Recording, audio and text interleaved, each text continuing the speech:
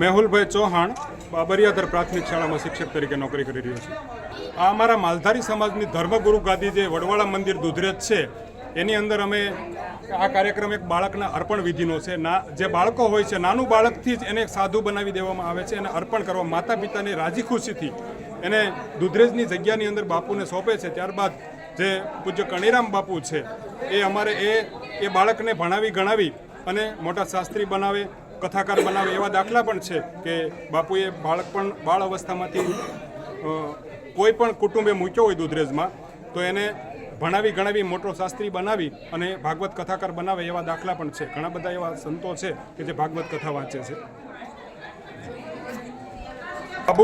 બાબુભાઈ છે એમણે નાના જે દેવેન્દ્રદાસ જે છે એમના પુત્ર એમને અર્પણ કરેલા છે. અગાઉ પણ લુણી પરિવાર, આ બેડિયા ગામના અગાઉ પણ લુણી પરિવારમાંથી એક ધર્મદાસ બાપુને દુધરેજની જગ્યામાં છોપેલા છે.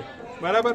તો આ રીતની એક જે ઉજળી પરંપરા, સનાતન ધર્મની પરંપરા પ્રમાણે જોવા જઈએ તો આ અમારા રબારી સમાજના દીકરાના દાન દેવાની એક પરંપરા છે.